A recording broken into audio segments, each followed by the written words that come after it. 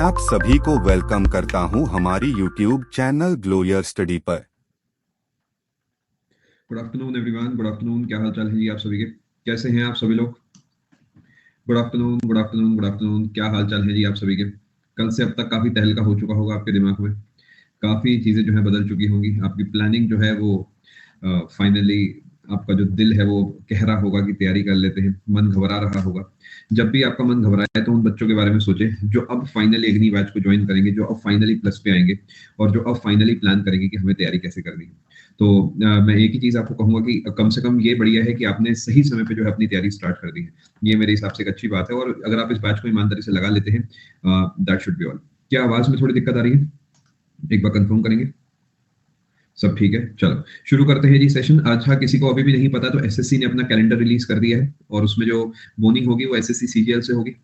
उसके बाद सीएचएसएल आएगा, और ये पूरा सीक्वेंस है आपका। ssc.nic.in पे जाना, जो सबसे ऊपर वाला नोटिस है आपका, वही वहां पर आपको पूरा कैलेंडर दिख जाएगा। ठीक है, चलो शुरू करते हैं जी कहानी। क्या अब आप बात को समझे? जो कई महीनों से आप लोग मुझसे पूछते थे कि सीईटी होगा या एसएससी होगा, तो मैं आपको यही कहता था, इट डज नॉट मैटर। अब कईयों ने कई महीने पहले समझ लिया होगा, कईयों ने कल समझ लिया होगा। जो कल नहीं समझे होंगे वो भी 2-3 महीने बाद समझ जाएंगे, कोई बात नहीं। जब होली पे उनका मुंह धुलेगा, तब उनका दिमाग भी धुलेगा, तब जाके उन्हें समझ आएगा क्या करना है। चलो शुरू करते हैं जी आज की कहानी। मैं उम्मीद कर रहा हूँ तैयार है। डाउट्स के लिए क्वेश्चन टैब आपके पास है, वहां भेजें, वरना आज का डाउट का इस्तेमाल भी आप कर सकते हैं। अकेडमी को आप डाउट अपने भेज सकते हैं। अच्छा ठीक है, एक छोटा सा अपडेट मैंने आपको देना। कबीर की तबीयत पहले से बेटर है, मतलब 70-80% अब ठीक है वो। आप लोग बस ऐसे ही दुआ देते रहे जी, जल्दी ठीक हो जाएगा। आज रात को 9 बजे से लेकर 12 बजे तक आपकी हिस्ट्री के ही बैच में क्लास है, जो कि डाउट क्लियरिंग सेशन है ना? आपने शायद देख लिया होगा। तो वहां पर अपने जो भी तैयारी से एसोसिएटेड डाउट्स हैं, वो आप मुझे रात को 9 बजे भेजें। 9 से लेकर 12 तक मैंने इसे करा दिया। 3 घंटे, मैंने कहा 2 घंटे कम पड़ गए तो 3 घंटे से ही। फिर भी कह रहा हूँ एडवांस में, अगर ये भी कम पड़ गए तो एक और रख लूंगा। मतलब मेरे पार्ट पे कभी भी कोई तंगी नहीं आएगी, कंटेंट की, टाइम की, रिस्पॉन्सिबिलिटी की। आप अपनी जिम्मेदारी समझना, और जितनी जल्दी अपना डाउट क्लियर करोगे उतना ही आपके लिए अच्छा रहेगा। चलो शुरू करते हैं जी आज की कहानी। आज बहुत मजा आने वाला है, काफी सारी बढ़िया चीजें आज जो हम पढ़ने वाले हैं। ठीक है, चलो शुरू करते हैं। पहला यूरोपियन था आने वाला, लेकिन मोहम्मद अलेक्जेंडर द ग्रेट वो तो यूरोपियन था। देखिए बात कुछ ऐसी है कि जो वो जमाना था उस समय यूरोप यूरोप नहीं था। आप अपनी जगह बिल्कुल सही कह रहे हैं मोइन, बट जो यूरोप हम कहते हैं, basically this is the Europe during renaissance. जब यूरोप अपने आप में यूरोप बना है ना, तो बस ये छोटा सा डिफरेंस है। बाकी जो पॉइंट आपने लिखा आज की जो पॉलिटिकल ज्योग्राफिकल बाउंड्री के हिसाब से, वो भी एक तरीके का यूरोपियन ही हो गया। बट पहले का ग्रीस और अब का ग्रीस अलग हुआ करता है। जैसे आज का रोम बेचारा जरा सा है, वो पहले का रोम सोचो वो कितना फैला हुआ था। तो मतलब ये समय समय का फर्क है। चलो शुरू करते हैं। पहले यूरोप जैसा कुछ नहीं होता था, पहले तो अपने अपने बस किंगडम हुआ करते थे। चलो शुरू करें जी कहानी। एक बार कंफर्म करें। देखिए आज की कहानी आपको बहुत अच्छे से समझनी है, क्योंकि ये नहीं समझेंगे तो फिर मॉडर्न हिस्ट्री समझने में थोड़ी सी होगी तकलीफ। ठीक है, चलो फोकस करें कृपया, आप स्क्रीन पे फोकस करें। और अब मैं जो है आपके साथ बढ़िया से डिस्कशन करने वाला हूँ। नहीं सुनकर, अभी मैंने आपको कुछ समय पहले बताया था कि जैसे ही दिल्ली में 1707 में औरंगजेब मरा, तो दिल्ली का कंट्रोल खत्म हो गया देश पर से।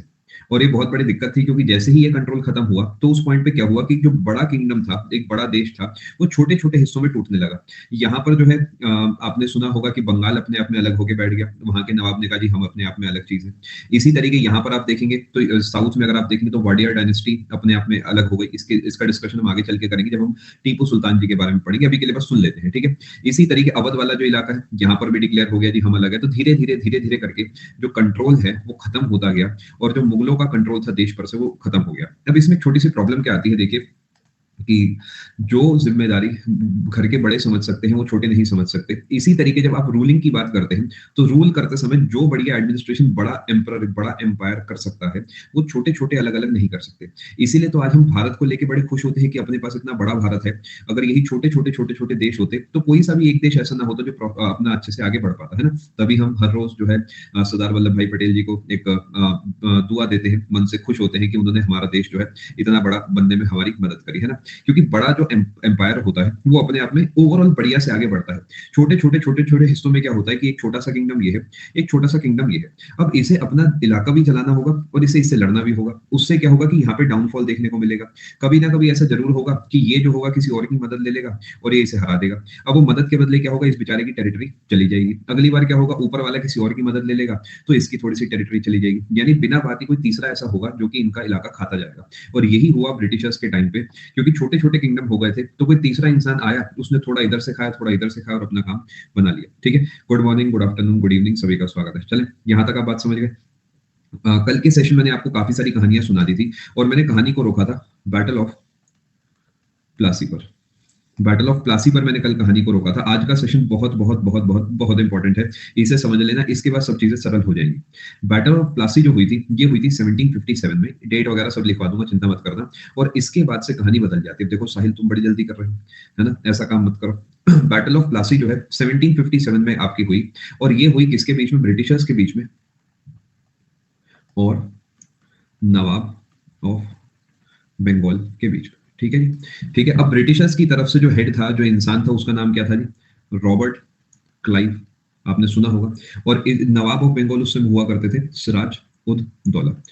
और इसका रीजन क्या था, कोई बता सकता है? One of the reasons was black hole tragedy. अब ये कहना गलत है कि सिराजुद्दौला की वजह से हुई ये बैटल, आज नहीं तो कल होती। क्योंकि जब जिसकी इंटेंशन बिगड़ गई, उससे आज नहीं तो कल लड़ाई तो तय है। समझ पा रहे हैं कि अगर ब्लैक होल ट्रेजेडी ना भी होती तो भले ही जो है ये 10 साल बाद लड़ाई होती, बट एक दिन ऐसा जरूर आता कि ये ब्रिटिशर्स जो है हमसे लड़ते, आज नहीं तो कल। तो ये हुआ रॉबर्ट क्लाइव की तरफ से अटैक। और रॉबर्ट क्लाइव ने यहाँ पर क्या करा? दिमाग लगाया। जब मैं बोलता हूँ दिमाग लगाया तो ब्रिटिश पॉइंट ऑफ व्यू से इसकी तारीफ कर रहा हूँ, अपने पॉइंट ऑफ व्यू से तारीफ नहीं कर रहा। ठीक है, बिजनेस भी एक कारण था, लेकिन अल्टीमेटली देखिए बिजनेस का एक्सपेंशन जो है ये मोनोपोली वाले रूप में करना चाहते थे शुभंकर, तो वो इंटेंशन में कमी हो गई, बिकॉज बिजनेस तो हमारा देश न जाने कितने सैकड़ों साल से कर रहा था, है ना। तो रॉबर्ट क्लाइव क्या करते हैं? सिराजुद्दौला की कमर तोड़ने के लिए, आपके कमेंट्स पूरे तरीके इग्नोर करे जा रहे हैं, कमेंट्स पूरे तरीके इग्नोर करे जा रहे हैं।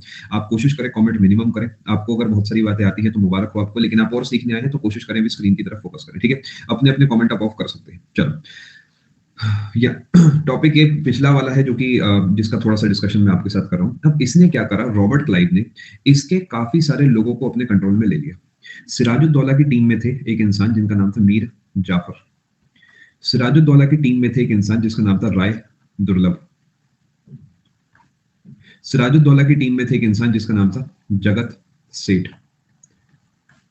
ये इन सबको अपने कंट्रोल में ले लिया। एक और इंसान हुआ करते थे ओमी चंद। ये चारों लोगों को इन्होंने, ये बड़े बड़े लोग उस समय हुआ करते थे जिन्हें अपने कंट्रोल में ले लिया। ठीक है, अब जगत जैसे इतना इंपॉर्टेंट नहीं है कौन क्या है, जैसे जगत सेठ अपने आप में उस समय बहुत अमीर आदमी थे जिससे कि फाइनेंस ना कर पाए। समझ पा रहे हैं लॉजिक क्या है?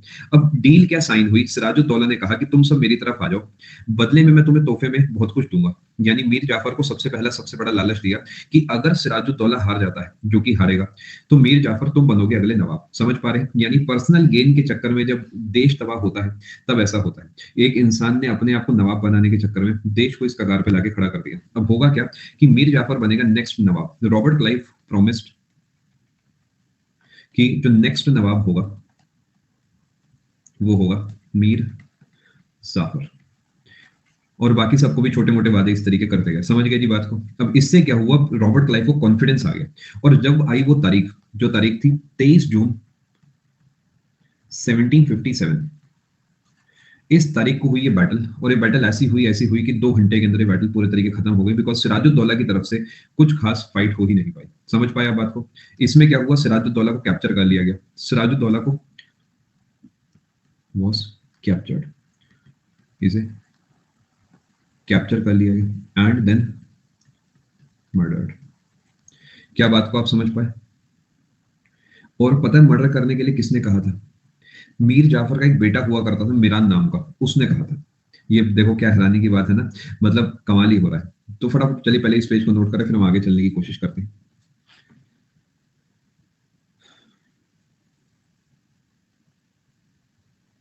कोई बात नहीं बेटा, यहीं से कंटिन्यू करें।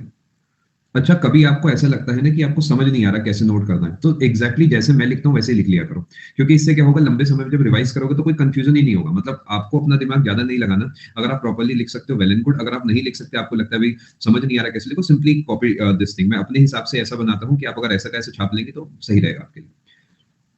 चलो, अच्छा आप नोटिस करेंगे तो मैं लंबी लंबी कहानियां नहीं लिखता हूं, मैं किताबों के तरीके बातें नहीं लिखता हूं, क्योंकि उससे समय खराब होता है। और अगर मैं मुझे उतना लिखना ही होगा तो फिर मेरा रोल क्या है आपके जीवन में? मेरा रोल है कि वो जो एक लाइन में 10-10 वर्ड्स हैं उसकी जगह एक एक दो दो वर्ड लिखो और कोई डेटा भी मिस ना हो।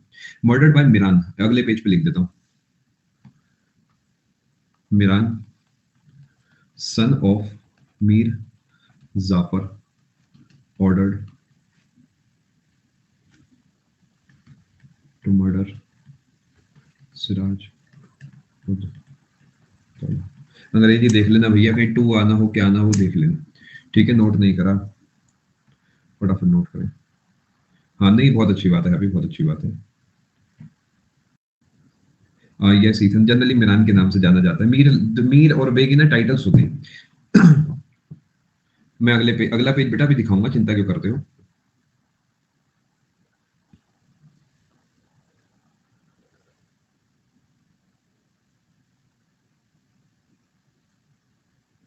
ऑर्डर किया था नित्य, जनरली कहा जाता है ऑर्डर किया था।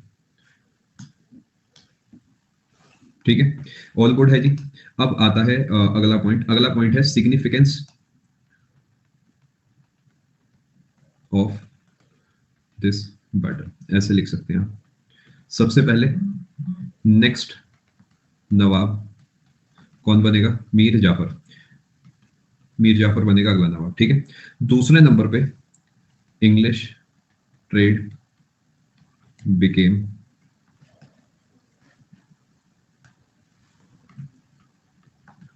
Very strong. रीजन तो आप समझ ही चुके हैं, बहुत सारे इलाके जो है इनके कब्जे में आ गए। बेटा मीर जाफर ने दी होगी ना, सोच के देखो स्ट्राइक। दो टीमें हैं ना, एक बार इमेजिन करके देखो। एक टीम भल्लाल देव की है, एक टीम जो है अपना बाहुबली की है। तो भल्लाल देव ऑर्डर करे या उनके फादर ऑर्डर करे, क्या फर्क पड़ता है? एक दो टीमें हैं, दो टीमों को इमेजिन करो बस, ठीक है। क्या यहाँ तक आप बात को समझ पाए? अब यहां पर क्लियर हो गया कि मिलिट्री सुप्रीमेसी जो है वो है ब्रिटिशर्स के पास। इससे आस पड़ोस तक आवाज पहुंच गई कि भैया इनसे मत लड़ना। और जो फ्रांसीसी थे वो भी पीछे हट गए, यानी कहानी पूरे तरीके बदल चुकी है। क्या मैं उम्मीद करूं बात को समझ पा रहे हैं? अब नाम का नवाब रह गया था मीर जाफर, क्योंकि मीर जाफर ने उस राजूतौला को तो मरवा दिया, तो नाम का रह गया था मीर जाफर। समझ पा रहे हैं जी बात को? और यहीं पर जो कैलकाटा है उस पे हो गया under indirect control of British. इसका बहुत बढ़िया दिमाग बताता हूँ कैसे लेते थे इनडायरेक्ट कंट्रोल में, अभी समझाता हूं। Under indirect control of British, the Britishers posted an English resident at nawabs court. इस लाइन को मैं समझाने की कोशिश करता हूं आपको। The Britishers posted an English resident at nawabs court, ये लाइन काफी जगह इस्तेमाल होगी ब्रिटिशर्स के टाइम पे, क्योंकि ब्रिटिशर्स का यही दिमाग था। मुझे एक बात बताएं कि अगर मैं एक काम करता हूं, आपके घर के अंदर क्या करता हूं, एक सीसीटीवी कैमरा लगा देता हूं, तो क्या आप जो भी करेंगे, आपके घर में जो भी बातचीत होगी, जो भी आप फैसले लेंगे, वो सब मेरे तक पहुंचेंगे। तो उस जमाने का सीसीटीवी कैमरा होता था एक इंसान, कुछ नहीं करा मैंने, मैंने अपना एक बंदा आपके घर में बैठा दिया। अब होगा क्या कि जो भी नवाब फैसला लेगा वो सब इसे पता होगा। यहाँ पर पोस्टेड का मतलब है कि मैंने इसकी पोस्टिंग उस इलाके में कर दी। For example I was posted in Satara, तो इसका मतलब यह है कि सतारा नाम की जगह पे मेरी पोस्टिंग थी, यानी मैं वहां पे काम करा करता था। तो अंग्रेजों ने अपना ही एक इंसान जो है भेज दिया इनके कोर्ट में कि जाओ तुम्हारा काम सिर्फ वहां की निगरानी करना है, और इससे इनडायरेक्ट प्रेशर भी बन गया मीर जाफर के ऊपर। क्या बात को आप समझ पाए? पक्का जी? चलो, अब हुआ क्या, यहां पर अगला नवाब बना, हम जानते हैं कि मीर जाफर जो है अगले नंबर पे आगे बैठेगा।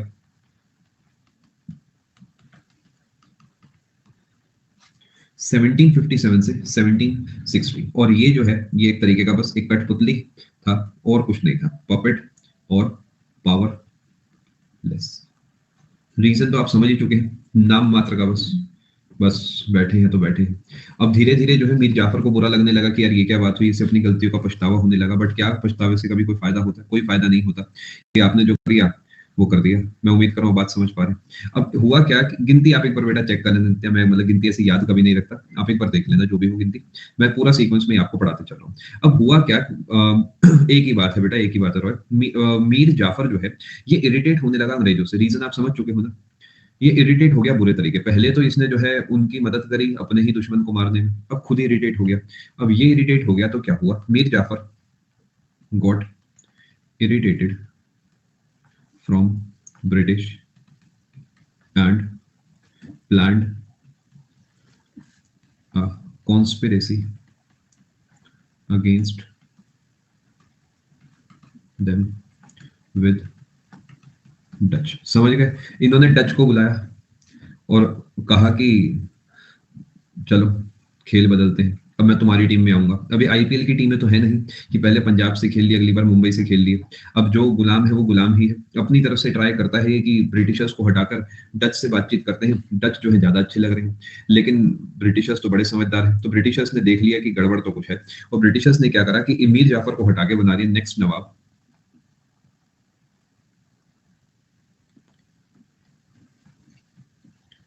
मीर कासिम। अब कॉन्स्पिरेसी कॉन्स्पिरेसी का मतलब होता है षड्यंत्र, यानी मतलब चूरा घोपने की कोशिश एक तरीके से। ये जो था, ये था son in law of Mir Jafar, समझ गए?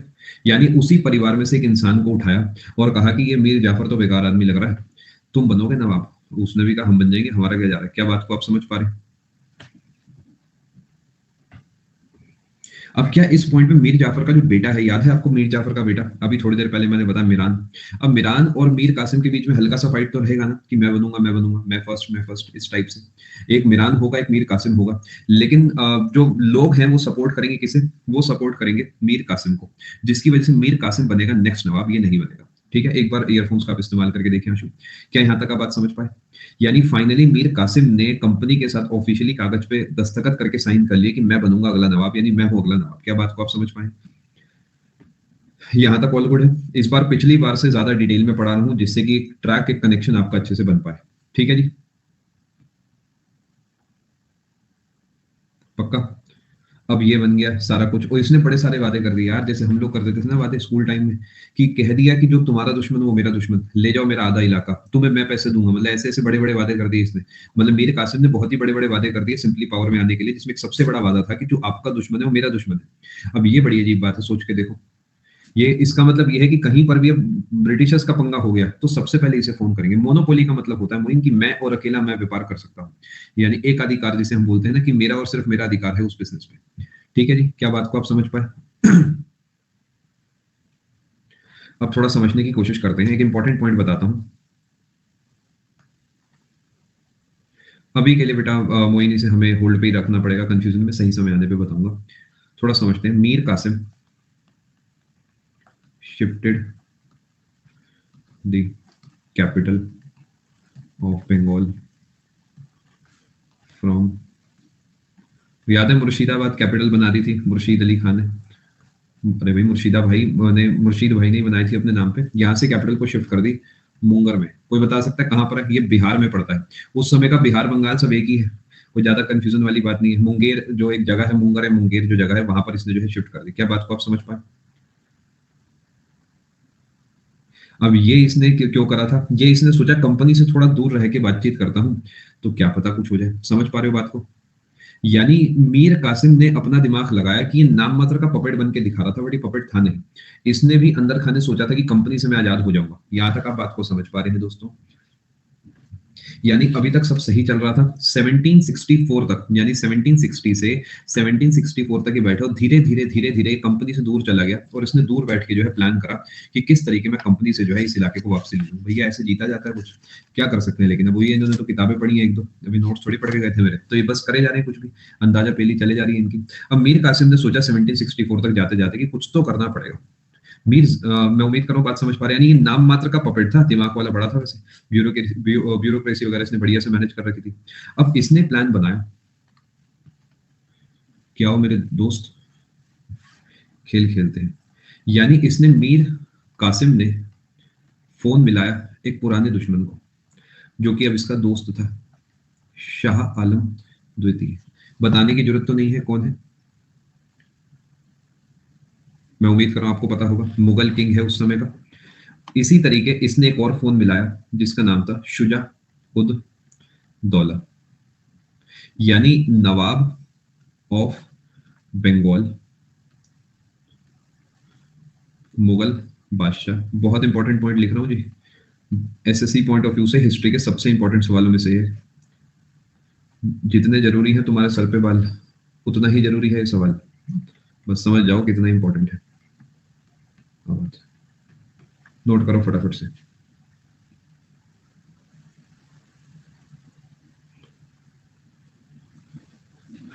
अवध वाला इलाका कोई बता सकता है आज का कौन सा इलाका होगा?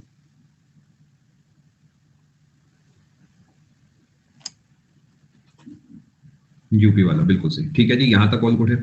अब ये तीनों के तीनों जो है मिलके लड़ेंगे वर्सेस ब्रिटिशर्स, और ब्रिटिशर्स की तरफ से आएगा एक इंसान जिसका नाम है हेक्टर मुनरो। हेक्टर मुनरो जो है ब्रिटिशर्स की तरफ से आएगा, और ये लड़ाई जो होगी ये कहां पर होगी? जी हाँ, बिल्कुल सही साइको, ये होगी जो है बक्सर। तो इसको हम बोलेंगे बैटल ऑफ बक्सर, ठीक है जी। और ये बैटल ऑफ बक्सर जो होगी ये होगी 22 अक्टूबर 1764। फटाफट नोट करें।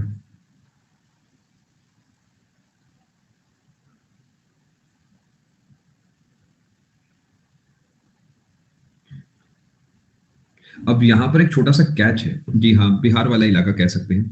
वो ये है कि ये नवाब ऑफ बंगाल है भी और नहीं भी है। अजीबोगरीब बात बताता हूँ बड़ी।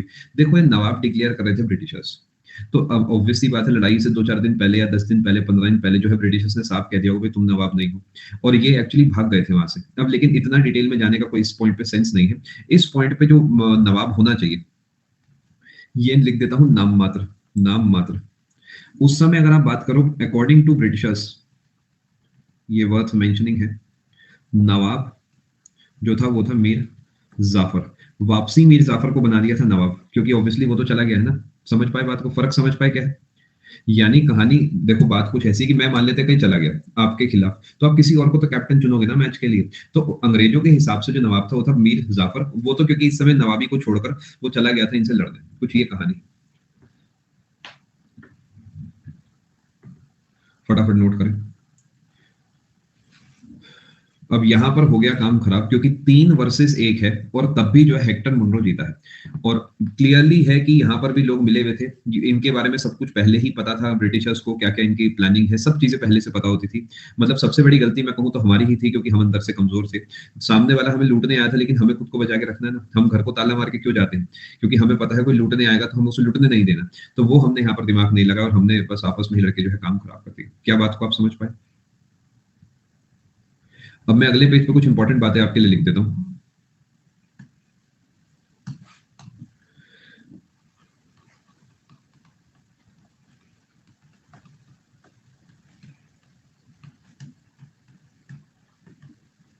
समझ गए जी? आपका कंफ्यूजन दूर करने के लिए, आपको कॉन्फिडेंस देने के लिए बात दोबारा लिख रहा हूं मैं ऑफिशियली, कि 1763 में जो है वापसी बना दिया गया था मीर जाफर को, या और 1764 में बैटल हुई थी। उस बीच में ट्रांजिशन हुआ था। देखिए, बैटल्स ऐसे नहीं होते कि आज हम दोस्त कल हम दुश्मन। ये बहुत लंबा फेज होता है ये ना, बड़े बड़ी बैटल्स है तो ऐसे एक दिन में भली बैटल होती है, लेकिन चीजें काफी समय तक खराब रहती है। कहानी कुछ ऐसी है कि सिराज उद दौला, मीर जाफर, मीर कासिम, मीर जाफर। समझ पाए?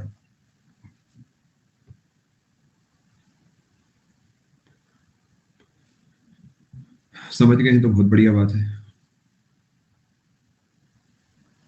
इसमें भी ब्रिटिशर्स जीते थे, मैं मेंशन कर देता हूं यहां पर।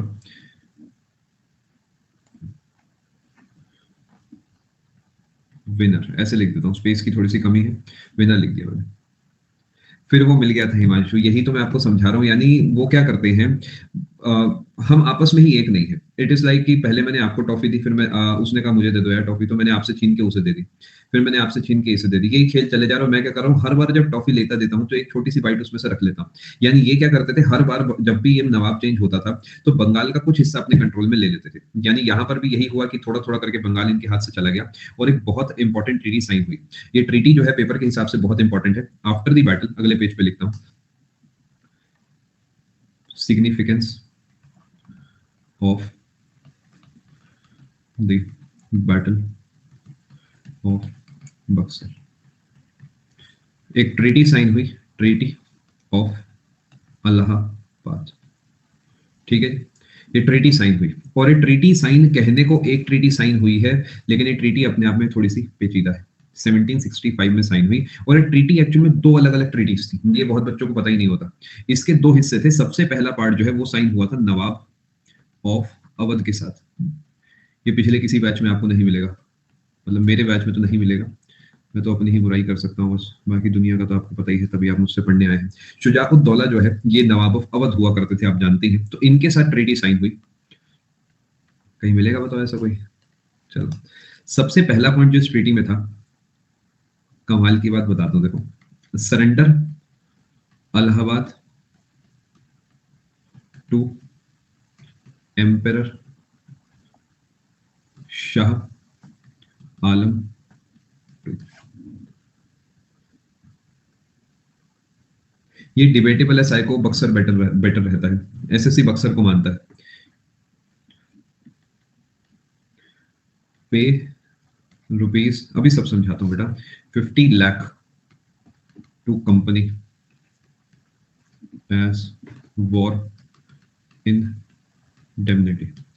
ये उस जमाने के मजनू भाई है कि लड़ने आ गए तो भैया 50 लाख रुपया दो, सही हुआ तुम पानी पीने नहीं रुके, यानी क्योंकि हम लड़े हैं तुमसे तो हमें पैसा दो। वॉर कौन सा हुआ था जी? ये वॉर हुआ है जो बैटल ऑफ बक्सर है, यानी बैटल ऑफ बक्सर हुई और जो जीता उसने हारने वाले को कहा कि भैया लूजर टू पे है। लूजर टू पे सुना है ना आप? कभी कॉलेज वगैरह में आपने कुछ टेबल टेनिस, पूल, स्नूकर ये सब कभी खेला होगा तो सुना होगा, एलटीपी बोलते हैं इसे। उसमें ये होता है, दो जने गेम खेलते हैं। मैं ऐसे बहुत फ्री में बहुत टेबल टेनिस खेला हूँ इस कॉन्सेप्ट के साथ, मतलब मैं सैकड़ों घंटे फ्री में खेला हूँ टेबल टेनिस अपने कॉलेज में, सिंपली इस कॉन्सेप्ट के साथ। इसमें ये होता है कि आप और मैं मैच खेल रहे हैं और अगर आप जीतते हैं तो मैं पैसे दूंगा और मैं जीतता हूँ तो आप पैसे देंगे, और मतलब सिंपल सा जैसे होता है ना, 20 रुपए घंटा, 80 रुपए घंटा, इस टाइप से कॉलेज के सामने कहीं होता है। मतलब ये आपस में कोई शर्त टाइप नहीं होती है, इन जनरल थोड़ा सा समझ गए ना क्या लॉजिक है। इससे थोड़ा जीतने की एक आकांक्षाएं जो है बनी रहती है जीवन में। चलो और उसके बदले जो है आदमी सैंडविच खा लेता है और क्या। Surrender Allahabad and Allahabad and कारा, KARA, ये दो इलाके लिख लो, टू एम्परर शाह आलम, और पे 50 लाख रुपए। यहां तक आप बात समझ पा रहे हैं? आगे चलते हैं। दूसरा पॉइंट जो है अगले पेज पे लिख दो।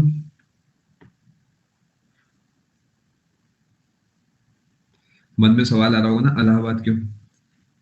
दूसरा पॉइंट लिखता हूं, ये हुआ था शाह आलम टू, शाह आलम टू, ठीक है। और ट्रीटी जो ऑफिशियली साइन करी गई थी या ट्रीटी ऑर्गेनाइज करी गई थी वो रॉबर्ट भाई के द्वारा करी गई थी। देखिए आप लोग क्या जल्दबाजी कर रहे हैं, आप न जाने क्या ही जल्दबाजी कर रहे हैं, आप पगला गए हैं मुझे ऐसा लगता है। आप पूरी बात सुनी नहीं है और बस कमेंट करने शुरू हो जाते हैं। मतलब भगवान ने उंगलियां दी है तो भैया दिमाग भी दिया होगा, तो उंगलियों का जबरदस्ती इस्तेमाल नहीं करना, सबर रख के पहले सुन लो बातों को।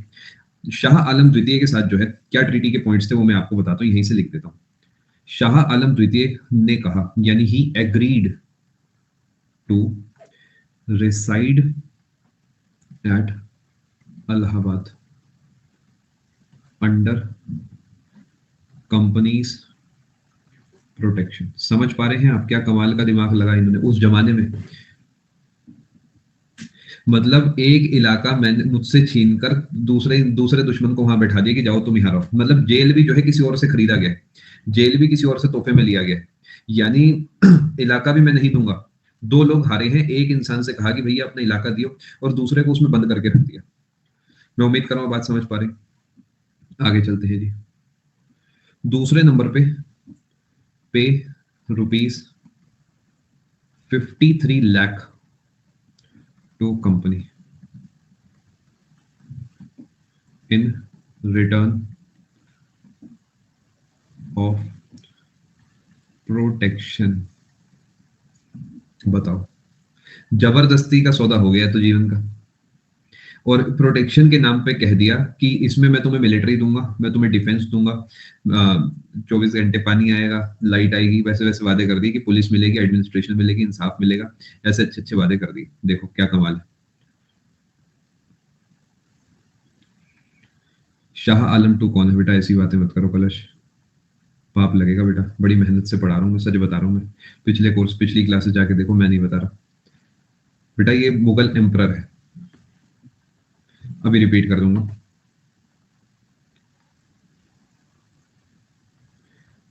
एक काम करूं, अगले पेज पे कुछ चीजें, एक पॉइंट और नोट करना चाह रहा हूं अभी, दिस इज नॉट ऑल, मेरे हिसाब से भी एक और पॉइंट आपको पता होना चाहिए। शाह आलम वाला पॉइंट है जी, उसी में ऐड करना है तीसरा। Shah Alam agreed to issue फरमान। जितेंद्र, मैं समझ सकता हूँ आप नए हैं तो आपको काफी दिक्कत होगी, बट फिर भी आप कुछ हद तक समझ पाए हैं, ये अच्छी बात है। Shah Alam agreed to issue a farman granting the diwani of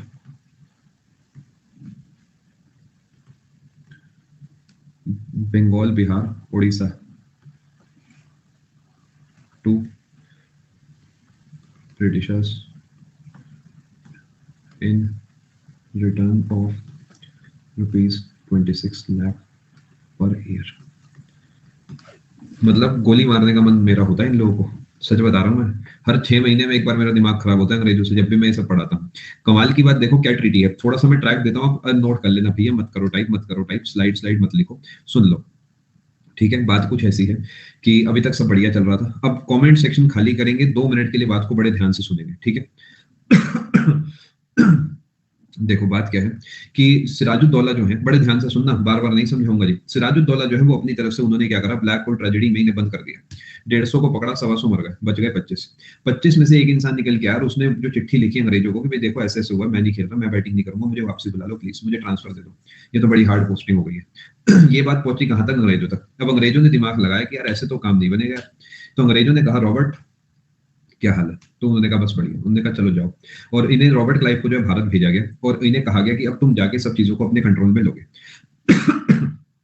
तो रॉबर्ट क्लाइव ने सबसे पहले क्या करा, सिराजुद्दौला के खिलाफ एक बैटल लड़ी जिसका नाम था बैटल ऑफ प्लासी।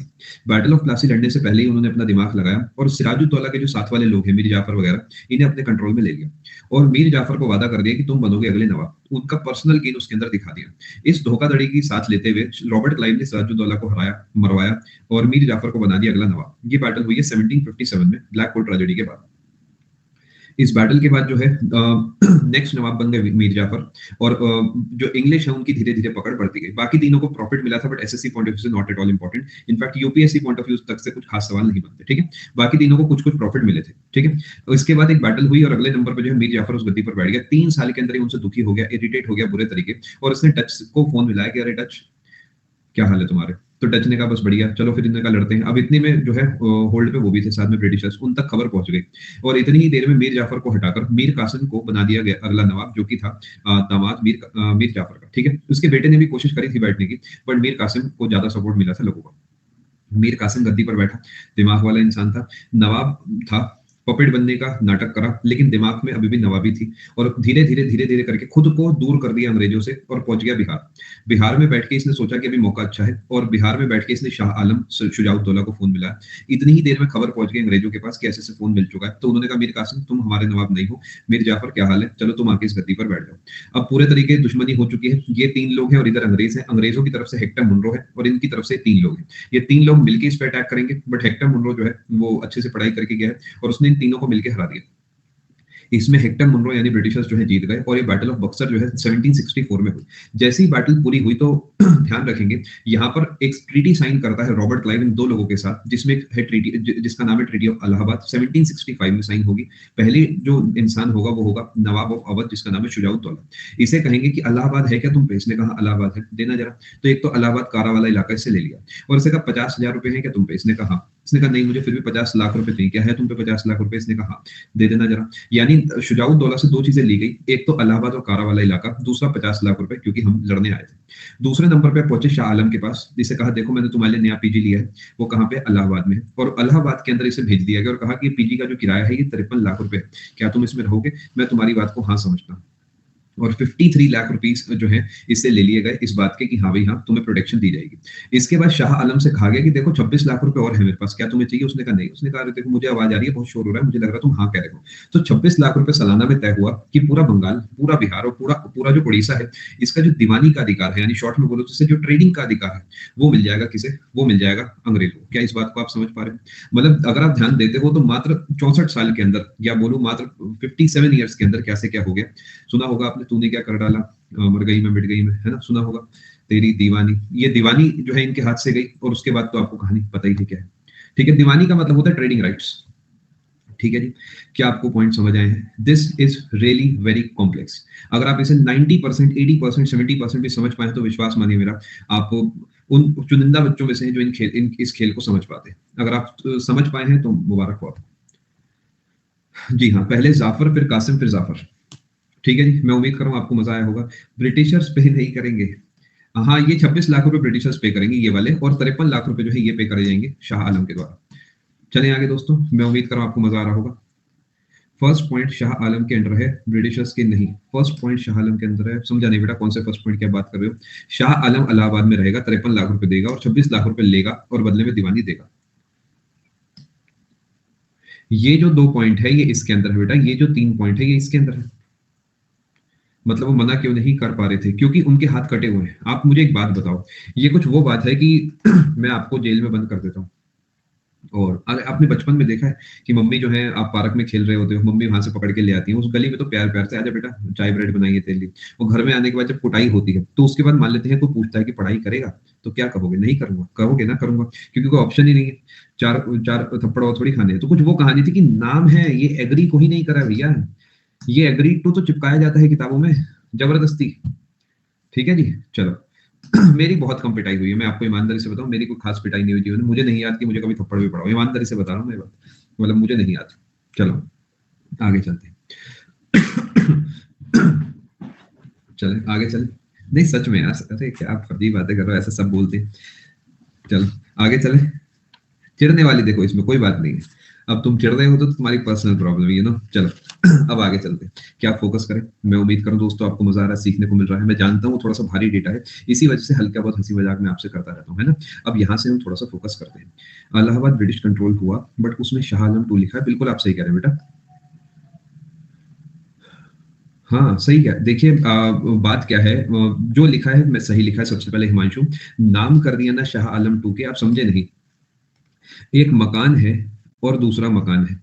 मैंने आपको कहा कि ये मकान इसे दे दो और इसे कहा कि भैया इसके बदले पैसा मुझे दे दो, ये लॉजिक है। तो हुआ तो इसी के कंट्रोल में, नाम कर दिया इसका, प्रॉफिट कर दिया अपना, ये लॉजिक है। देखिए बहुत तेज दिमाग है इनका।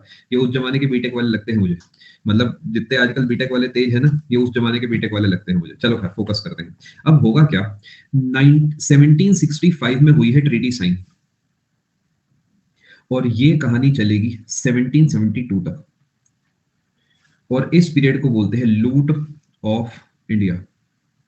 ये लूट जो है हिंदी शब्द है, लूट हिंदी शब्द है, लेकिन अंग्रेजों ने इसका इतना इस्तेमाल करा कि ये इंग्लिश की डिक्शनरी में ऐड हो गया। यानी लूट जो कि हिंदी शब्द था, उन्होंने इसका इतना इस्तेमाल करा अपने देश में आके कि आज ये जो है एक अंग्रेजी का शब्द बन चुका है। क्योंकि इसी पीरियड के अंदर होता है क्या, डुअल गवर्नेंस इन बंगाल। डुअल गवर्नेंस क्या है, मैं आपको बढ़िया सी बात बताता हूँ। कहानी क्या है कि आप व्यापार करते हो, आप जो है व्यापार करते हो, तो उसका टैक्स कहाँ जाता है? फाइनेंस मिनिस्ट्री के पास जाता है। जैसे मेरा बिजनेस है तो मैं उस पर 12% टैक्स जो है, 18% टैक्स देता हूँ रॉ मटेरियल पे, तो फाइनेंस मिनिस्ट्री के पास जाता है। क्योंकि आपको शायद पता होगा जीएसटी डिपार्टमेंट या कोई सा भी टैक्स का डिपार्टमेंट अल्टीमेटली फाइनेंस मिनिस्ट्री के कंट्रोल में आता है। ठीक है, अब मान लो मैंने 18% दे दिया। अब यहाँ पर देश का हेड कौन है मुझे बताओ? ये सब सरकार वगैरह है। सरकार के ऊपर, देश के ऊपर सबसे ऊपर बैठे प्रेसिडेंट। नाम के लिए तो प्रेसिडेंट बैठे हैं ना। अब प्रेसिडेंट मुझे फोन करके कहे कि अरे यार देखो, मैं तो नहीं खेल रहा, मेरे को भी तो चाहिए टैक्स, ये तो तुमने इसे दिया है, मेरे को भी टैक्स चाहिए। तो क्या इसे लूटना ही कहेंगे? Clearly obviously yes. ये हुआ डुअल गवर्नेंस में। यानी यहां पर क्या होता था कि डुअल गवर्नेंस का मतलब है, एक तो इंग्लिश ईस्ट इंडिया कंपनी लेगी टैक्स, इसे चाहिए टैक्स, और दूसरा जो आपके आपके इलाके का लोकल रूलर होगा, उसे भी चाहिए टैक्स। और लोकल रूलर जो चुना गया इस इलाके का, वो चुना गया राय दुर्लभ। शायद ये मदीना आपका डाउट था या जिस भी बच्चे का डाउट था कि उन तीनों का क्या हुआ, तो उनमें से एक और मैंने आपको यहाँ नाम पढ़ा है, याद करो। वो इस सिराजुद्दौला का धोखेबाज मंत्री एक हुआ करता था, इसे जो है बना दिया लोकल रूलर। यानी अब टैक्स जो है वो जनता दो जगह देती थी, एक तो इंग्लिश ईस्ट इंडिया कंपनी और एक देती थी राय दुर्लभ को, और जो कि इंटर्न इन्हें ही पैसा वापसी लौटा देता था। ये सब कुछ ट्रीटी ऑफ इलाहाबाद की देन है। जी हाँ बिल्कुल हिमांशु। इंसानियत की उम्मीद ना करें इन लोगों से। समझ पा रहे हैं क्या मैं आपको समझाना चाह रहा हूं? यानी एक तो यहां पर मतलब देखिए कुछ बात ऐसी है कि कि इंग्लिश ईस्ट इंडिया कंपनी जो है उसे भी टैक्स मिलेगा। ये कुछ वैसा है कि मान लेते हैं कि मैं आपको भी पैसा देता हूँ, फिर आप, क्योंकि आप मेरे जूनियर हैं, मैं आपका टीचर हूँ, मान लेते हैं आप मेरे घर आए, तो मैंने आपको गिफ्ट में क्या करा, मैंने आपको एक गिफ्ट में जो है मान लेते हैं लिफाफा दिया।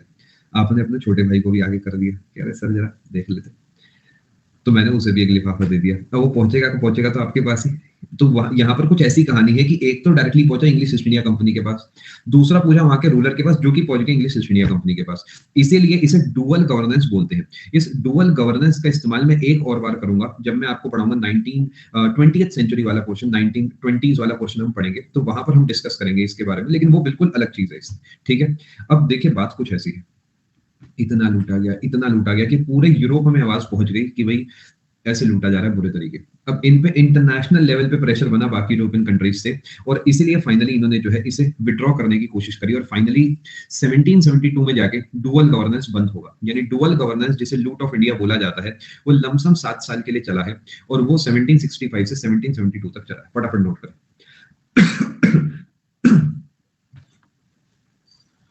ब्रिटिश गवर्नमेंट, उस समय ब्रिटिश गवर्नमेंट जैसा कुछ भी नहीं था। ग्रीन ब्रिटिश गवर्नमेंट बनेगी 1858 में। तो उस समय जो भी हो रहा है that is simply English east India company. Britishers background में काम कर रहे हैं, बट ऑफिशियली ब्रिटिश गवर्नमेंट जो है वो डायरेक्टली इसका हिस्सा नहीं है। ठीक है,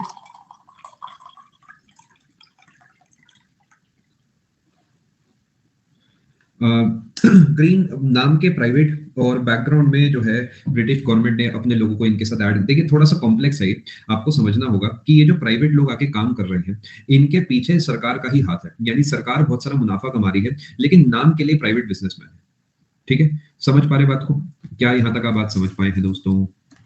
पक्का? थोड़ा सा कॉम्प्लेक्स ऑब्वियसली है ना। जी हाँ, इंग्लिश ईस्ट इंडिया कंपनी तो याद करो ना, क्वीन ने भेजी थी। चलें आगे। आपको जो जो डेटा काम का है वो ये है कि 7 साल तक चला, 65 से 72 तक चला, ट्रीटी ऑफ इलाहाबाद के तहत चला, और डुअल गवर्नेंस बोला जाता है, लूट ऑफ इंडिया इसे बोला जाता है। ठीक है, चलो आगे चले दोस्तों। साइको बेटा काय को, है ना, कहां से कहां पहुंच रहे हो, अभी फोकस करो यार इधर। मैं उम्मीद कर रहा हूं यहाँ तक आप बात समझ गए। आगे चलते हैं। यहाँ गला खराब हो गया, बोल बोल गया, लेकिन इन्हें बात समझ नहीं आ रही। दीवानी का मतलब है ट्रेडिंग राइट्स।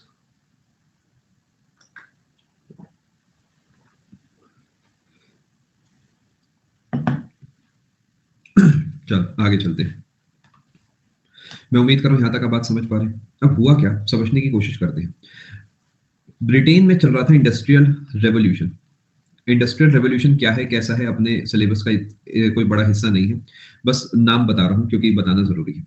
अब इंडस्ट्रियल रेवोल्यूशन का मतलब है कि टेक्नोलॉजी बढ़ रही थी, उसके लिए चाहिए थी बहुत सारी फंडिंग, बहुत सारे फंड चाहिए थे, पैसा चाहिए था, नए नए इन्वेंशन हो रहे थे, नई नई मशीनें बन रही थी, तो बहुत बड़ी बड़ी कंपनीज जो है बन रही थी, है ना। अब ये इंडस्ट्रियल रेवोल्यूशन के लिए जो फंड आ रहे थे, कहां से आ रहे थे? ये आ रहे थे भारत से। फंड के साथ साथ जो रॉ मटेरियल से लेकर सब कुछ जो है वो आ रहा था भारत से। यानी इन्होंने अपने इंडस्ट्रियलाइजेशन के चक्कर में हमारा डी इंडस्ट्रियलाइजेशन करा। ये है ब्रिटेन, ये है इंडिया। लियोनार्डो, मुझे ज्यादा गुस्सा आ रहा है, बना दो एक मोनालिसा। और क्या जा रहा है, टाइम बड़ा बड़ा लगेगा, तब तक गुस्सा शांत हो ही जाएगा तुम्हारा। चलें आगे। चले दोस्तों आगे। अब हुआ क्या, इनकी बड़ी आलोचना हुई, बहुत इनकी बेइज्जती हुई कि भाई तुम क्या कर रहे थे, तौबा तौबा, सारा मूड खराब कर दिया। ब्रिटेन और इंग्लैंड दोनों बातें बेटा अभी के लिए एक ही है, आप जो चाहे वो लिख सकते हैं, इंग्लैंड लिख दो और बताओ, कोई ऐसी चिंता वाली बात नहीं है। ठीक है, चलो आगे चलते हैं। ब्रेक टाइम बेटा भी मिल जाएगा, चिंता ना करें। चलो थोड़ा सा अब यहाँ पर ये क्या करेंगे, चीजों को कवर करने की कोशिश करेंगे। जो रायता इन्होंने फैलाया है उसके ऊपर एक चाट मसाला डालने की कोशिश करेंगे, थोड़ा सा हो सकता है धनिया डालने की कोशिश करें, और बूंदी को उसमें फेंट देंगे जिससे पता ना लगे कि रायता कैसा बना है, नाम मात्र के लिए उसे चेंज कर देंगे। ठीक है, भुना हुआ जीरा भी डाल सकते हैं स्वाद अनुसार। अब थोड़ा समझने की कोशिश करते हैं, यहाँ से क्या होगा कि 1772 में ये अपनी सोच को बदल देंगे, और 1772 के बाद एक नया एक्ट आएगा, और इस एक्ट के बाद चीजें बदल जाएंगी। ठीक है जी, अभी के लिए ब्रिटिशर्स, ईस्ट इंडिया कंपनी सब एक ही बात है सृष्टि। ठीक है, एक एक्ट आएगा 1773 में, जो कि होगा रेगुलेटिंग एक्ट ऑफ 1773। हाँ, ऐसा कई जगह लिखा जाता है निकी, कई जगह ऐसा लिखा जाता है, बट टेक्निकली स्पीकिंग मैं इसे कम विश्वास करता हूँ, बिकॉज लिटरली इतना पैसा था कि मतलब कोई लेके नहीं भाग सकता, इतना लूटा गया है, इतना लूटा गया जिसकी कोई लिमिट नहीं है। आप इसे नोट करें। अब यहाँ से करीब 1 से 2 सेशन मिनिमम, 2 सेशन आप मिनिमम मान के चलो, हम एक्ट्स के बारे में पढ़ेंगे। मैं आपको अभी एक ओवरव्यू दे देता हूँ क्या कहानी है, उसके बाद हम बाकी बात करेंगे। फटाफट नोट करें।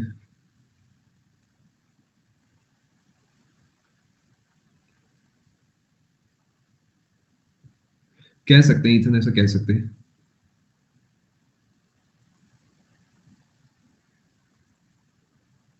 अनुराग, एक छोटा सा लॉजिक सिखाता हूँ मैं आपको, और मैं बिल्कुल भी इसमें पॉलिटिकल रिलीजियस नहीं होऊंगा। एक छोटा सा लॉजिक समझाता हूँ, ठीक है? सभी को, आप लोगों को, आपको पता होना चाहिए देश कैसे चलता है, ठीक है? देखिए, मान लेते हैं कि आप और मैं एक रूम में रहते हैं, हम फ्लैटमेट्स हैं, ठीक है? अब मुझे थोड़ा सा लॉजिक बताओ कि अगर थोड़ा एग्जाम्पल अगर मैं आपको देता हूँ, या चलो देश का ही एग्जाम्पल ले लेते हैं, कि अगर मैं इस देश में 100 रुपए कमा, मुझे एक बात चलो बताओ, सरकार अगर हमसे टैक्स लेती है, तो क्या सरकार किसी भी तरीके उसे डिलीट कर सकती है पैसे को, अगर वो देश के बाहर ना जाए? मान लो देश बंद है, हाइपोथेटिकली देश बंद है, कोई ग्लोबलाइजेशन प्राइवेटाइज कोई ग्लोबलाइजेशन नहीं है, उसे मजबूरी में वो स्पेंड करना होगा। भैया वो अपनी लैविश लाइफ को जीने के लिए उस पैसे को खर्चेगा। कोई भी मुगल बादशाह होगा, या कोई भी कहीं का कोई रूलर होगा, वो उसे खर्चेगा। वो खर्च के पैसा कहाँ पहुंचेगा? देश में ही पहुंचेगा ना। थोड़ा सोच के देखो, मैं को 100% नहीं पहुंचेगा, 90 तो पहुंचेगा। मार्केट में ही मजबूरी में पैसा जाएगा ही जाएगा भैया। अगर मैं शाहजहां हूं और मैं एक इमारत बना रहा हूं, तो वो पैसा मजबूरी में देश की जनता की जेब में जाएगा। अगर मैं मान लेते हैं कहीं से कोई चीज लेके आ रहा हूं, तो वो पैसा मजबूरी में देश के अंदर रहेगा। देश तब डूबता है जब देश से बाहर कुछ जाता है। दिमाग लगाना एक बार, समझ पा रहे हैं? अब आप कहोगे सर, हो सकता है इन्होंने दूसरे इलाकों में ऐसा करा हो। देखिए, तब तो बाउंड्री भी ऐसी नहीं थी ना, तो उस समय वो पूरा भारत ही कहलाता था भाई। आप कहोगे नहीं सर, इन्होंने तो लाहौर में खर्चा करा, तब तो लाहौर भारत था ना। देखिए, ये जो मैं बात करता हूँ, मैं ये नहीं कह रहा 100 था और 100 ही रुक गया, 100 था और 100 ही हो गया, ऐसा नहीं। मैं कहता हूँ 100 की जगह 90 तो रुका होगा ना। ऐसा तो नहीं है कि खत्म ही कर दिया होगा। तो बस ये समझाना चाह रहा हूँ यहाँ पर। ऐसा बिल्कुल मत समझना कि मैं कह रहा हूँ कि ब्रिटिशर्स ने नहीं लूटा, ना ही मैं ऐसा कह रहा हूँ कि मुगलों ने नहीं लूटा। सबने लूटा, जिसे मौका मिला सबने लूटा। मैं तो आपको साफ कह रहा हूँ, सबने लूटा जिसे मौका मिला, बट जो जिससे चोट पहुंची वो ब्रिटिशर्स थे। आई होप आप बात समझ पा रहे हैं, ठीक है? चलो, बाकी लेट्स एग्री टू डिसएग्री। अगर आपको लगता नहीं ऐसा नहीं है, तो कोई खास दिक्कत की बात नहीं है। ये कोई पॉलिटिकल डिबेट नहीं है जहां पर मैं किसी की साइड हूं, आप किसी किसी की side low. It is just educational point of view. सारी बातें एजुकेशनल पॉइंट ऑफ व्यू पे चल रही है, ठीक है जी? आगे चलते हैं। ये ब्रेक अभी आपको मैं दे दूंगा, पहले 2 मिनट का एक ओवरव्यू मैं आपको दूंगा, ठीक है? 2 मिनट का ओवरव्यू आप मुझसे लेंगे, उसके बाद आपको ब्रेक मिलेगा। देखिए, हम किस तरीके पढ़ते हैं हर बार सिलेबस को, मैं आपको बता देता हूँ। हमने क्या करा है बड़ी ही चतुराई से, 1707 से हम आ गए हैं 1757 तक। आपने शायद इस चीज को नोटिस करा हो। 1757 से हम आ गए 1764 तक, और 1764 से हम आ गए 1765 तक, और 1765 से हम आ गए 1772 तक, और हम यहाँ पर 1773 के दरवाजे पे खड़े हुए, ठीक है? इससे पहले का हम सब कुछ बहुत अच्छे से पढ़ चुके हैं। यहाँ के जितने मुगल हैं हम बहुत अच्छे से पढ़ चुके हैं, और ये जितने मुगल आपके एंड तक आएंगे, जो एंड का मतलब यहाँ पर 1857 है, वो मुगल पॉइंट ऑफ व्यू पे मैं आपको सब कुछ पढ़ा चुका हूँ। Is the point clear? यानी मुगल पॉइंट ऑफ व्यू हमारा पूरे तरीके तैयार है। देश में दो ही बड़े खिलाड़ी थे, एक मुगल और एक अंग्रेज। तो हम क्या करेंगे, हम अब पढ़ेंगे अंग्रेजों के पॉइंट ऑफ व्यू से सारे के सारे एक्ट, जिन्हें हम कहते हैं कॉन्स्टिट्यूशनल डेवलपमेंट ऑफ इंडिया। क्योंकि यही वो एक्ट्स की एक सीरीज है जिसकी वजह से आज हमारा संविधान जो है सो है। यही जो सीरीज पूरी चलेगी 1773 फिर 84, दुनिया भर की सीरीज, अभी के लिए गिनती लेके कंफ्यूज नहीं करता। सिर्फ ये बताना चाह रहा हूँ कि हम यहाँ से क्या करेंगे, 1773 से शुरू करेंगे। पेन अभी थोड़ा पतला है, कोई खास दिक्कत की बात नहीं। यहाँ से बहुत आगे तक अभी जाएंगे, सब चीजों को पढ़ेंगे, कैसे कैसे चीजें बदली। Are you understanding the point? उसके साथ साथ मैं क्या करूंगा, बीच बीच में कुछ चीजें ऐड करूंगा। जैसे मैं जो महात्मा गांधी जी का टॉपिक है वो मैं अलग से पढ़ाता हूँ, भगत सिंह जी का जो टॉपिक है मैं अलग से पढ़ाता हूँ, पूना पैक्ट जो है मैं अलग से पढ़ाता हूँ। ऐसे ही मॉल्ले मिंटो रिफॉर्म्स तो चलो इसी में आ गए, गांधी इरविन पैक्ट में अलग से पढ़ाता हूँ। यानी ये मेरे लिए छोटे छोटे कैप्सूल्स हैं जो कि बीच में लिंकर का काम करेंगे। यानी ये मैं जहां पे मुझे सही लगेगा मैं इसे वहां पे चिपका दूंगा। एक पॉइंट लो भी लो, एक सेशन हो गया अपना इसका, एक सेशन हो गया उसका, एक सेशन हो गया सुभाष चंद्र बोस जी का, एक सेशन हो गया इसका। समझ पा रहे हैं? लेकिन जो कंटिन्यूटी में चीज चल रही है वो होंगे हमारे कॉन्स्टिट्यूशनल डेवलपमेंट ऑफ इंडिया के पॉइंट्स, ठीक है? सब पढ़ाएंगे, मोस्ट ऑफ द एक्ट्स मैं आपको यहाँ पे पढ़ाऊंगा, ठीक है? मतलब अपनी तरफ से जिससे एक भी सवाल कभी बना है वो आपको यहाँ पे पढ़ाया जाएगा, ठीक है?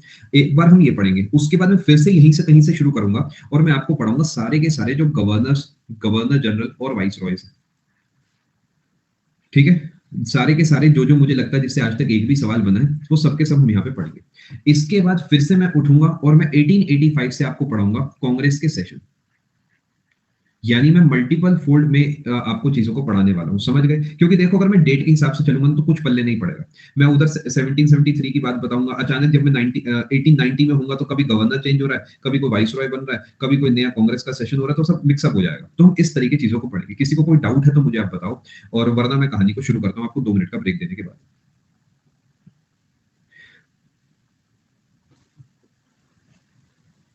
यस, एग्जैक्टली यही है ग्रीन। रेवोल्यूशंस भी करा दिया, अरे सब करा दिया जाएगा। कोर्स तब खत्म होगा जब आप कहेंगे चले हम तैयार हैं पेपर के लिए, तो ठीक है। हिस्ट्री इस महीने तो चलेगा ही आपका, अगले महीने भी थोड़े दिन चलेगा, तो आप कहेंगे 10 जनवरी के आसपास तक हिस्ट्री चलेगी, ठीक है। चलो, और इसी के साथ जैसे कि आपने सुना होगा रिलीजियस मूवमेंट्स होती है, जैसे कि ब्रह्मो समाज, आर्य समाज, वो सब मैं छोटे छोटे टॉपिक्स के रूप में आपको पढ़ाऊंगा, ठीक है। यानी वो भी हम इसी तरीके पढ़ेंगे कि मैंने मान लेते हैं एक या दो सेशन लगा दिए, इसमें जितने मूवमेंट्स है वो पढ़ा दिए, यानी हम मल्टीपल टाइम्स गो थ्रू करने वाले हैं इस पीरियड से 1773 से लेकर आजादी के समय तक, ठीक है। चलो चलें जी आगे, आपको 2 मिनट का मैं ब्रेक दे देता हूँ, और आप मुझे क्वेश्चन अभी के लिए आप उसे टाइप करके रखें कात्यायनी, और उसके बाद जब मैं आऊंगा तो मैं आपसे मुलाकात करता हूँ, ठीक है। जल्दी स्टार्ट हो जाएगी रीडिंग। अच्छा, आपको भी आराम मिल सके थोड़ा सा, उसके लिए मैं एक काम कर देता हूँ। लास्ट स्लाइड ये वाली आप कह रहे हैं, कौन सी कह रहे हैं, ये वाली स्लाइड आप कह रहे हैं? अजय, विश्वास माने मेरा, मैं आपको बढ़िया ही पढ़ाऊंगा। मैं जिन जिन भी बच्चों को लग रहा है कि कंफ्यूजन हो जाएगा, ट्रस्ट मी व्हेन आई से दिस, आप पहली बार पढ़ रहे होंगे, दूसरी तीसरी बार पढ़ रहे होंगे, मैं बहुत बार पढ़ा चुका हूँ, तो विश्वास मानो, ये गाड़ी मुझे चलाने दो, मुझे बहुत अच्छे से गाड़ी चलानी है, तो बिल्कुल बेफिक्र रहें, जैसे विश्वास करते करते सेशन नंबर 21 तक आए वैसे ही आगे भी चले, ठीक है। चलो, ये वाली कह रहे हैं स्लाइड आप, ये वाली स्लाइड कह रहे हैं आप। चलो, मैं चैट ऑफ नहीं कर रहा आपके कहने से, लेकिन बदले में आपको ईमानदारी रखनी होगी, कोई आलतू फालतू बातें आपस में नहीं करनी है, ठीक है। थोड़ा सा समझे, मतलब उस तरीके की पर्सनालिटी बनाए अपनी, है ना, थोड़ा सा बनाए अपनी पर्सनालिटी वैसे। चलो, डाउट सेक्शन में आपके लिए खोल देता हूँ। चलो, मिलते हैं आप सभी से 1 मिनट के बाद, सेशन में बन रहे हैं।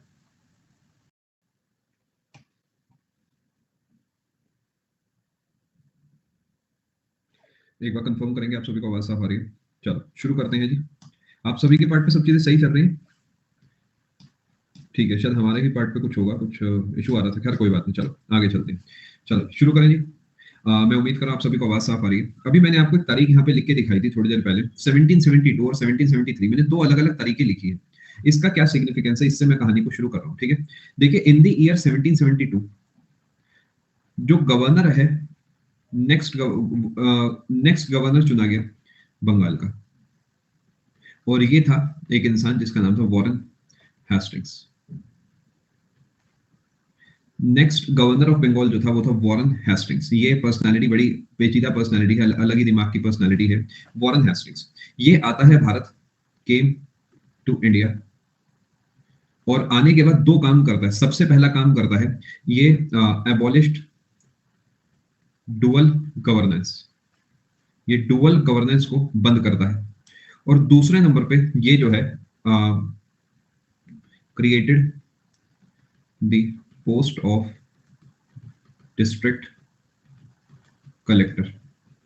ये कलेक्टर आज वाले कलेक्टर नहीं है, मतलब नाम सेम है, लेकिन उस जमाने में बहुत ही अलग काम हुआ करता था इनका। जैसे आज तो आपने सुना होगा जो डेप्यूटी कलेक्टर है, कलेक्टर, डिस्ट्रिक्ट कलेक्टर, इनका काम थोड़ा सा अलग है, मैनेजमेंट वाला एक तरीके से काम है कि वो जिला जो है वो सही से काम करे। रेवेन्यू के साथ साथ और भी बड़े काम है।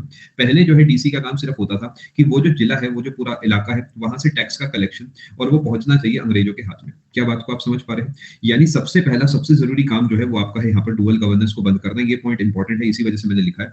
और उसके बाद दूसरा पॉइंट आपका नॉट वेरी इंपॉर्टेंट, बट ये है कि आपका डिस्ट्रिक्ट कलेक्टर जो है इसकी पोस्ट क्रिएट कर दी, ठीक है। अब क्योंकि एबॉलिश कर दिया गया, और अगले ही साल 1773 में, मैं उम्मीद कर आप नोट करते चल रहे हैं, 1773 में जो है बना दिया गया क्या, 1773 में बना दिया गया एक एक्ट जिसका नाम था रेगुलेटिंग एक्ट।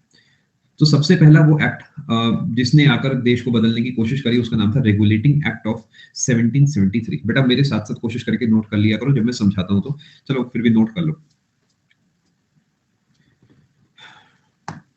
जी हाँ बिल्कुल निकी, गवर्नेंस की बात बेटा हम अलग से भी करेंगे, आप बिल्कुल चिंता मत करो।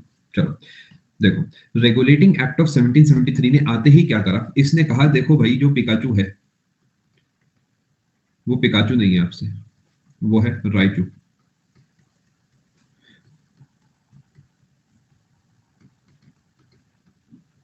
यानी गवर्नर ऑफ बंगाल जो है बन गया है क्या, गवर्नर जनरल ऑफ बंगाल। फर्क क्या है सर, नाम के अलावा? देखिए उस जमाने में क्या हुआ करता था, जो भारत पे अंग्रेजों का कंट्रोल था वो 3 प्रेसिडेंसीज में हुआ करता था, और 3 प्रेसिडेंसी के नाम है बॉम्बे, मद्रास और बंगाल। इनका सबसे ज्यादा कमाई वाला जो इलाका है वो बंगाल था, तो सारा फोकस बंगाल पे ही करा जाता था, इनके द्वारा भी हमारे द्वारा भी वही करा जाता है। अभी तक क्या था कि 3 अलग अलग गवर्नर हुआ करते थे। एक गवर्नर ऑफ बंगाल हुआ करता था, एक गवर्नर ऑफ मद्रास, एक गवर्नर ऑफ बॉम्बे, तीनों का अपना अपना काम था, ठीक है। अब इन्होंने गवर्नर जनरल बना के क्या करा, कहा कि गवर्नर जनरल मेरे दोस्त तुम्हारा जो कंट्रोल है वो पूरे के पूरे इलाके पे है, यानी तुम्हारे पास एक अपर हैंड रहेगा बाकी सभी के ऊपर। क्या बात को आप समझ पाए? यानी अब कह दिया कि तुम गवर्नर जनरल हो क्योंकि, तो तुम बाकी इलाकों पे भी अपना ध्यान रखोगे। एक सुपरवाइजरी अथॉरिटी दे दी, और वो अथॉरिटी जो है पहुंचा दी किसके हाथ में? गवर्नर जनरल ऑफ बंगाल के हाथ में। अब क्योंकि आपको याद होगा यही थे वॉरेन हेस्टिंग उस जमाने में, तो वॉरेन हेस्टिंग जो है वो थे last governor general, last governor of Bengal, और यही बने क्या? First governor general. समझ पा रहे हैं भाई? नाम वही रहा, पोजीशन बदल गई, यानी यही जो है वो क्या है? First governor general of Bengal. Paper का भर भर के पूछे जाने वाला सवाल है, कोई सा भी पेपर दे दो ये सवाल आपको देखने को मिलेगा ही मिलेगा। पिकाचू और राइचू वास्तविक जीवन से संबंधित नहीं है, इन नामों से जुड़ी जो भी बातें हैं वो सब काल्पनिक है, ये पोकेमोन नाम के एक सीरियल में देखे जाते हैं। ठीक है, फटाफट से इस नोट करें, हम आगे चलते हैं। की वजह से कहते हैं second point I suppose is more relevant because we were not naive, मतलब हम जो है बहुत ही तेज हुआ करते थे तभी हमने, आप समझदार हैं, औरंगजेब जैसे शासक जो है इस देश में जन्मे हैं, तो सीधे तो हम नहीं थे, ये तो मैं नहीं मानता, लेकिन हमने टेक्नोलॉजी की तरफ ध्यान नहीं दिया, हमने वो जो मॉडर्नाइजेशन था उस पर ध्यान नहीं दिया, तो हम बाकी दुनिया से पीछे रह गए। और उसका भी रीजन क्या है कि हम लोगों ने जो है जो एक टेक्नोलॉजी के डेवलपमेंट के लिए सबसे पहले चाहिए होता है दिमाग उस तरफ काम करने वाला। जैसे कि अल्बर्ट आइंस्टाइन ने कुछ करा तो उसके बाद बहुत कुछ हुआ, न्यूटन ने कुछ देखा कि हाँ ग्रेविटेशन है, उसके बाद बहुत कुछ हुआ। हमारे देश में किसी ने वो चीज इतना ध्यान नहीं दिया, उसी के चक्कर में हम पीछे होते चले गए, हम आपस में लड़ते रह गए। यस ग्रीन, चले आगे। थे नाम मात्र के मोइन, चलो आगे। ठीक है, मैं उम्मीद कर रहा हूँ समझ गए। वो गवर्नर थे, ये गवर्नर जनरल है, जेएनयू, दोनों में फर्क है। बेटा मैं आपको क्या कह रहा हूँ, मैंने ये नहीं लिखा फर्स्ट गवर्नर, मैं ये लिख रहा हूँ he was the last governor of Bengal. तभी तो कह रहा हूं कि अलग से पढ़ाऊंगा पूरा, मेरे दोस्त, मेरे भाई, मेरी बहन, ये सब अलग से पढ़ाऊंगा पूरा, चिंता क्यों करते? चलो आगे चले दोस्तों, आगे चले। मैं उम्मीद कर रहा हूं आपकी तबीयत बिल्कुल ठीक है अभी तक। चलो अब फोकस करो। अभी मैंने आपको बताया कि वॉरेन हेस्टिंग जो है ये बन गए हैं क्या? First governor general of Bengal. अब ये वो इंसान है जो देश में सबसे बड़ी बड़ी पोजीशन पे है। अगर कंपेयर करना चाहो ना तो प्रेसिडेंट के लेवल की पोजीशन बन चुकी है ये, इसी वजह से नाम इतना इंपॉर्टेंट है। यानी ये पूरी की पूरी कंपनी का जो एग्जीक्यूटिव होता था उसके हेड माने जाते थे, हेड ऑफ एग्जीक्यूटिव। अब आप कहोगे सर ऐसे तो मुगल हैं, ऐसे तो मराठा हैं, ऐसे तो मैसूर में है, टीपू सुल्तान है, सिख, इनकी अपनी कंपनी की बात हो रही है अभी, क्योंकि ये धीरे धीरे धीरे धीरे देश पे कंट्रोल करते जा रहे हैं। क्या इस बात को आप समझ पा रहे हैं? जी हाँ, इसी कोर्स में कवर होगा लोकेश। ठीक है, क्या यहाँ तक आप समझ पा रहे हैं? यानी ये प्रेसिडेंट लेवल की पोजीशन बन चुकी है और धीरे धीरे अब ये दिमाग लगा के एक्सपैंड करने की कोशिश करेंगे। अब यहाँ पर क्या होता है कि कोड बनता है जिसे हम बोलते हैं supreme court of Calcutta. Supreme court of Calcutta बनता है 1774 में। सर जी नाम का ये सुप्रीम था, किसी काम का नहीं था। क्यों, मैं आपको बताता हूँ। जब ये बना था तो इसमें 4 अलग अलग जज चुने गए थे। अब आएगा आपके जीवन का सबसे बड़ा भ्रम। उसमें जो सबसे पहली पर्सनैलिटी थी वो है लॉर्ड एलिजा इम्फे।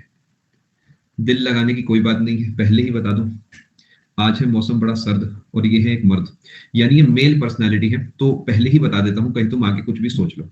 लॉर्ड एलिजा इम्फे, ये नाम ध्यान रखना। और अगले नंबर पे है लॉर्ड हाइड, लॉर्ड चेम्बर्स और लॉर्ड लेम्स्टर। फटाफट नोट करें। ठीक है, नाम ऐसा जब मैंने पहली बार पढ़ा था तो मैंने भी सोचा था मैं भी भैया आप ही की तरह हूं, क्या कर सकते हैं, रिसर्च करनी पड़ती है ज्यादा थोड़ी।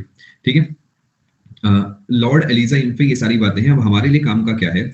एलिजा इम्फे जो है ये थे फर्स्ट चीफ जस्टिस। ठीक है, फर्स्ट चीफ जस्टिस। ठीक है, मैं उम्मीद कर रहा हूँ बात समझ पा रहे हैं। फर्स्ट चीफ जस्टिस, ये बस ये तोहफा तरुण इन्होंने खुद को दिया। ये खुद को ही लॉर्ड कह देते थे, पता नहीं क्यों, मुझे तो आज भी लिखना पसंद नहीं है ये चीज। बट अगेन मतलब देखिए, माना जाता है कि जो जज होता है वो निष्पक्ष होता है और वो कभी गलत फैसला नहीं ले सकता। तो बस ये थोड़ा सा कनेक्शन, जबरदस्ती की बात है, मुझे तो कुछ बढ़िया नहीं लगता है, क्या कर सकते हैं, कहना पड़ता है। चलो यस अग्री। एलिजा इम्फे जो है पहले चीफ जस्टिस बने, ध्यान रखेंगे। तो क्या मैं कह सकता हूँ Elijah Impey was the first head of judiciary. यानी जुडिशरी जो है वो उसके हेड हैं एलिजा इम्फे और एग्जीक्यूटिव के हेड है कौन, वॉरेन हेस्टिंग्स। अब हुआ कि यहाँ पर इनके बीच में हो गया एक दोस्ताना संबंध, दोस्ताना संबंध हो गया, नहीं बन गए आपस में बहुत ही अच्छे दोस्त। और इसके बाद जो है काम खराब हो गया बहुत ज्यादा, क्योंकि होता क्या था कि वॉरेन हेस्टिंग्स किसी को भी जो है सजा सुनवा देते थे। कैसे सजा सुनवा देते थे, मान लेते हैं कि कोई ऐसी चीज है जो इन्हें पसंद नहीं आई, तो ये कहते थे कि तुम जाओ, तुम्हारी पिटाई होगी, और ये जो है उन्हें जेल में बंद करा देते थे। और उसके बाद वो अदालत में जाते थे, अदालत में एलिजा इन पे बैठे होते थे। एलिजा इन पे क्योंकि उनके दोस्त थे, ये कहते थे हाँ तुम्हारी पिटाई होगी, और उन्हें फांसी की सजा दे दी जाती थी। यानी कहानी ये है कि अननेसेसरली बहुत सारे लोग मरे हैं इस बात से कि वॉरेन हेस्टिंग्स को कोई चीज पसंद नहीं आती थी, तो वो सीधा एलिजा इम्फे के पास पहुंचवा देते थे और वो जो है फांसी की सजा सुना देते थे। क्या बात आप समझ पाए? मतलब किसी पे भी कुछ भी आरोप लगाए जाओ और उसे मरवाए जाओ, ये सिचुएशन थी। ठीक है, आगे चलते हैं, फटाफट नोट करें दोस्तों, बस यही दोस्ती चाहिए, सही बात है। चलिए आगे। बहुत बढ़िया, मेरे हिसाब से आयुष्मान काफी बढ़िया परफॉर्म करा आपने, शाबाश। अभी आप रिलैक्स करें, आराम से पहुंचे घर। चलो अगले पेज पे चलते हैं। अब हुआ क्या कि बहुत सारे लोग मरे, लेकिन तीन पर्सनालिटी थे जिनके मरने के बाद जो है काम खराब हो गया। एक थे उसमें चैत सिंह, एक थे उसमें नंद कुमार, और एक थी उनमें घसीटी बेगम। याद है मीर कासिम हुआ करता था एक, है ना? ये दोनों जो है उनके दरबार के मंत्री थे, मिनिस्टर्स।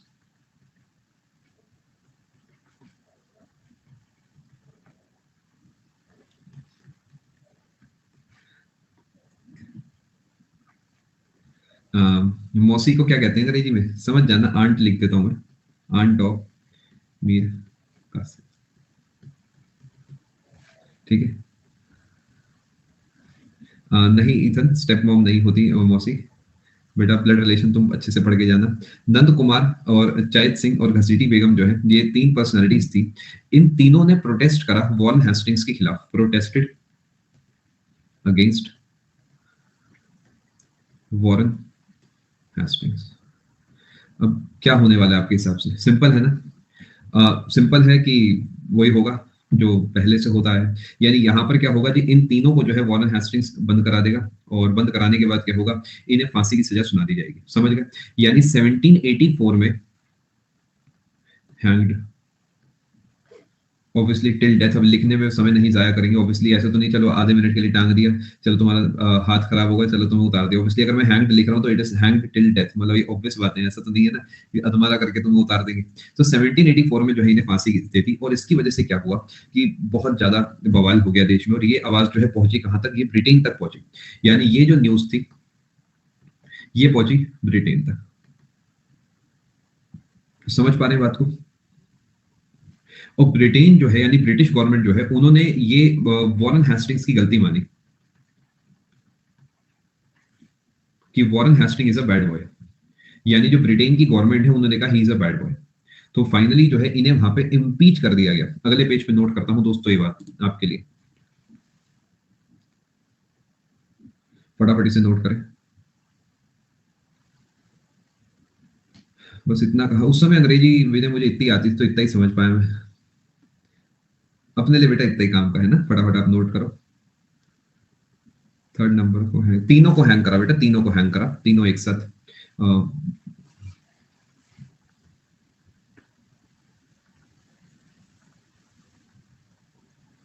बिल्कुल ग्रीन, क्योंकि कम्युनिकेशन का जो लैक है उस जमाने में बहुत ज्यादा हुआ करता था, तो मैक्सिमम केसेस में ये पोर्चुगल्स के समय से चलता था कि जितने भी यहाँ पर आते थे वो नाम लेते थे कि हम पुर्तगाली हैं, लेकिन मैक्सिमम लोग अपना बेनिफिट कमा के गए। चलो आगे चलते हैं जी। आप खाली ग्रीन ऐसा, अरे यार क्या बात कर रहे हो, ग्रीन का कमेंट कभी पर आ जाता है ना ब्लॉक करने लायक, इसी वजह से ग्रीन पे ज्यादा ध्यान दे रहा हूँ। ऐसा कुछ नहीं है मेरे भाई, क्या बात कर रहे हो? जो जो दिखते हैं सारे पढ़ता हूँ। अभी देखो जैसे एक बच्चे ने मुझसे पूछा है ऊपर की, सिर्फ इतना ही कहा था, उससे पहले एक ने और कुछ कमेंट करा, सारे कमेंट पढ़ता है। क्या बात कर रहे हैं, ऐसा मुझे नहीं कह सकते तुम। चलिए आगे। चलो फोकस करते हैं जी। अभी से तुम यार ऐसी बातें करने लग गए हो। बेटा मैं ये सब पढ़ा रहा हूँ, इसका ये मतलब नहीं है कि मैं ही वो अंग्रेज हूँ जिससे तुम्हें बदले उतार रहे हैं। मैं तुम्हारे साथ का हूँ, ठीक है, मैं भारतीय हूँ तुम्हारी तरह। चलो फोकस करो। देखो अब हुआ क्या, ब्रिटिश पार्लियामेंट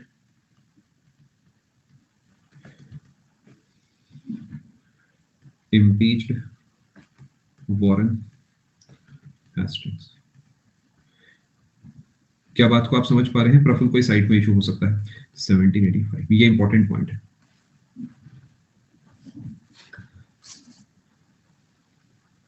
इम्पीचमेंट का मतलब क्या होता है बेटा? इम्पीचमेंट का मतलब होता है महाभियोग, यानी किसी को उस गद्दी से हटा देना, रिमूव्ड। बिल्कुल सागर, फ्रॉम पोजीशन। बिल्कुल जितेंद्र, चलें आगे। जैसे प्रेसिडेंट का होता है, बिल्कुल उज्जवल, चले। यस रतनदीप। अब यहां पर क्या हुआ कि जो एक्ट आने थे जनरली वो 20-20 साल के गैप में आने थे। तो 1773 के बाद आपके हिसाब से कब एक्ट आएगा? बताओ, 1773 के बाद जो आएगा वो आएगा 1793 में। लेकिन यहां पर जो है एक बैड बॉय बैठा था, और जिस पापी की वजह से क्या हो गया कि सिस्टम थोड़ा सा बदलने की जरूरत पड़ गई, बिकॉज देखा गया कि इसने क्या कर रखा है, जुडिशरी को अपने साथ कर रखा है। तो सबसे पहला काम ये करा जाएगा कि जुडिशरी को अलग करा जाएगा। आज भी आप अपने देश में देखोगे तो जो एग्जीक्यूटिव है उसका जुडिशरी से कोई लेना देना नहीं है। आप नोटिस करो, जो प्रेसिडेंट है वो चाहकर भी चीफ जस्टिस को नहीं हटा सकते। चीफ जस्टिस चाहे तो नहीं हटा सकते प्रेसिडेंट को, और जो भी आर्टिकल 50 लिख रहे हैं, शाबाश, ये है तैयारी, बहुत बढ़िया, काबिल तारीफ। ऐसे ही फिंगर टिप्स पे सब चीजें होनी चाहिए। अब थोड़ा समझने की कोशिश करते हैं। देखिए कई सारे अलग, देखिए जो टाइटल है रणदीप, एक बार पूरी कहानी पढ़ के देखना, हो सकता है सेम टाइटल किसी और के लिए इस्तेमाल करा गया हो। 1773 से 1793 का जो दौर है, इसके बीच में एक एक्ट लागू होना था, और 1784 में ही एक एक्ट आ गया, जुडिशरी एंड एग्जीक्यूटिव लिखा है, और 1784 में एक एक्ट आया जो कि पेपर में भी बहुत बार आता है, जिसका नाम है Pitt's India act. Pitt's India act, ठीक है जी। बैड बॉय है Warren Hastings,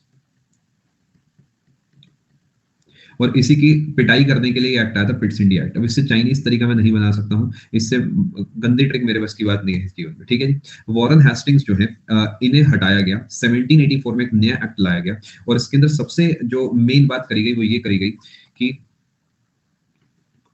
separation of,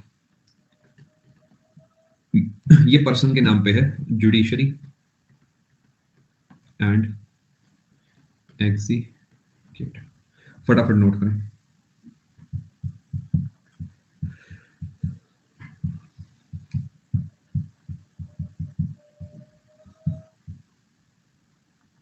side by side दोनों चीजें चली थी सृष्टि।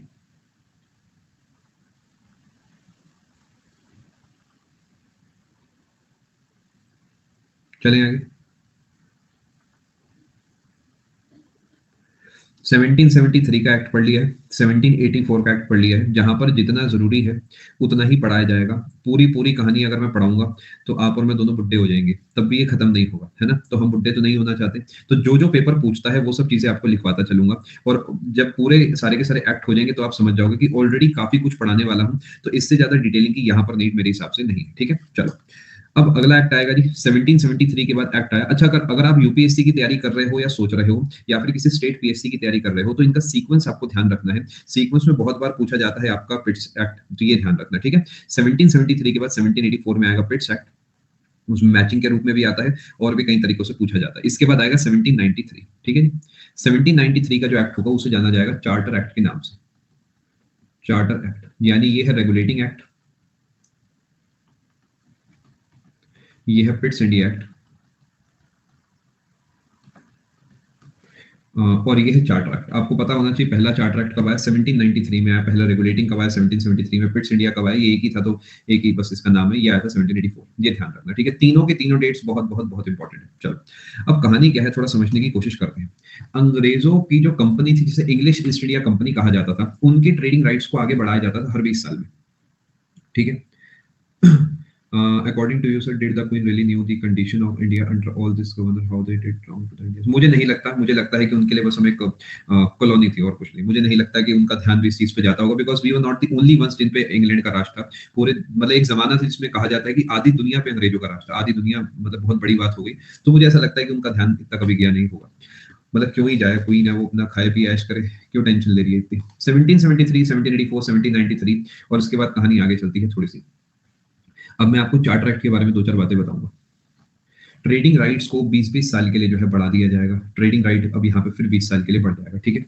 अब होगा क्या कि इनकी जो तनख्वाह दी जाएगी, कहा गया है इसके अंदर,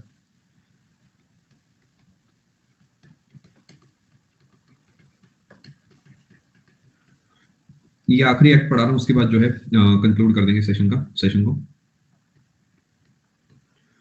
will be paid from, quality भी मैं ही कराऊंगा। आई होप आप ये सवाल खौफ में नहीं उम्मीद में पूछ रहे हैं।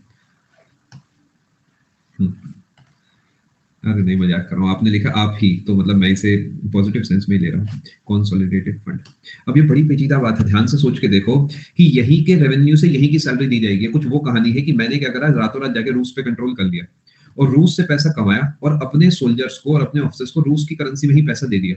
तो क्या बार काम बन गया? नहीं, ये एक्ट 20-20 साल के गैप में आते थे हिमांशु। सोच भाई, वहीं का पैसा कमाया और वहीं पे पे कर दिया, तो और मतलब बिना बात का ही एक तरीके से उसी देश में गड्ढा कर रहे हैं उसी के पैसों से। समझ पा रहे? पक्का? रूस ही क्यों, मेरे को कई बार शौक चढ़ता है चंगेज खान की कब्र ढूंढने का। अब आप कहोगे सर ये क्या बात हुई, इस वजह से मैं सोच रहा हूँ रूस पे कंट्रोल करूंगा तो क्या पता मंगोलिया में वो ना हो और रूस में कहीं मिल जाए मुझे वो। Salary of British officers will be paid from consolidated fund of India, ठीक है, ये काम हुआ। दूसरे नंबर पे trading rights of company were extended, ये दो बातें नोट करें।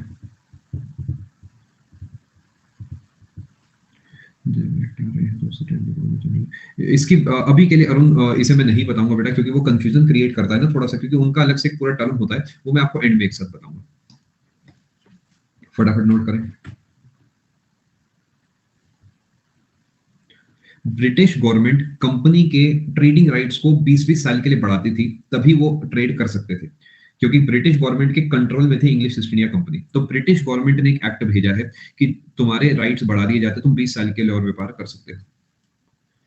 ब्रिटिश गवर्नमेंट ने इंग्लिश ईस्ट इंडिया कंपनी पे कंट्रोल कर रखा है मोइन, और उसने जो है कंट्रोल कर रखा है देश पे। ये कुछ ऐसी कहानी है कि एक बैंक है जिसमें ब्रांच हेड का कंट्रोल होता है कि अपने सारे ऑफिसर्स पे, ब्रांच हेड ब्रांच मैनेजर का, लेकिन ब्रांच हेड पे कंट्रोल तो किसी और का होता है, जोनल ऑफिस का होता है। कुछ वो वाली कहानी है, ठीक है, समझ गए? यानी इंडिया के अंदर का पूरा मैटर कंट्रोल कर रहा है इंग्लिश ईस्ट इंडिया कंपनी, और in turn English east India company को कंट्रोल कर रही है ब्रिटिश गवर्नमेंट, ठीक है, समझ गए?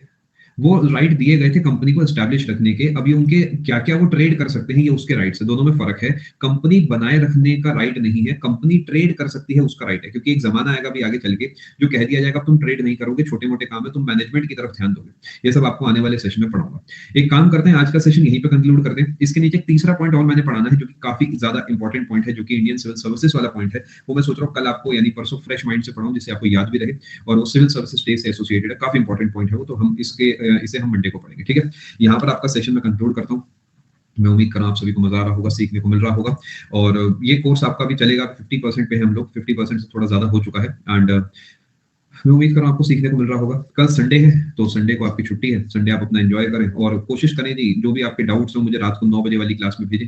अभी जितने में ले पाता हूँ अभी डाउट ले लेता हूँ, उसके बाद रात को 9 बजे, इसके बाद रात को 4, अभी दोपहर में 4 बजे क्लास है, फिर 6:30 क्लास है, उसके बाद 9 बजे डाउट क्लास है। तो आपके डाउट हो तो इसमें आए और मुझसे चाहें जो डाउट आप पूछ सकते हैं, ठीक है। आने के लिए आप सभी का बहुत बहुत धन्यवाद, ख्याल रखें, ठीक है, थैंक यू सो मच।